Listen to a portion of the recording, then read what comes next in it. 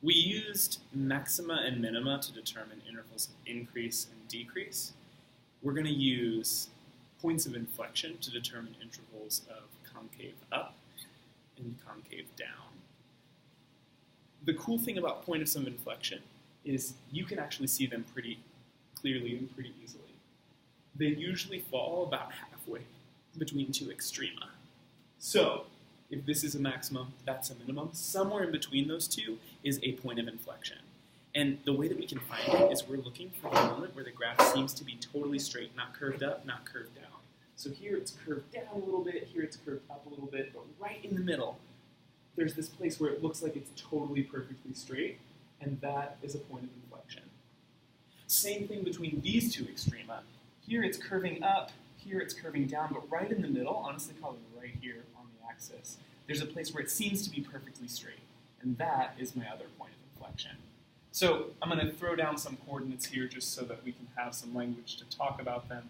1, 2, 3. This one appears to be at 3, 2. And this one appears to be at -2, 0. Again, these aren't perfect numbers, but like we mentioned before, if you want to get these perfect, you have to get to calculus. So for now, we're just estimating so that we can show that visually we understand what this looks like. Then, for my intervals of concave down, there's only one place where it's concave down. In between the 2 points of inflection, it's curving downwards. It's facing downward.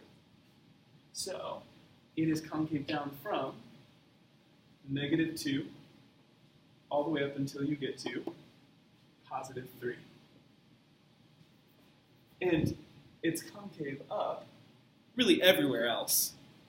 So we're going to demonstrate that by saying that it's concave up from -infinity all the way until that first inflection point,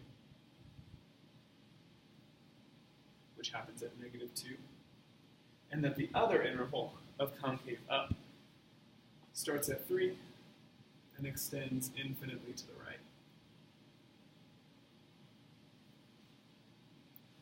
Those are my intervals of concavity, and they are drawn from the points of inflection, and the points of inflection are the points on this curvy line where it's totally straight, where it changed from curving up to curving down.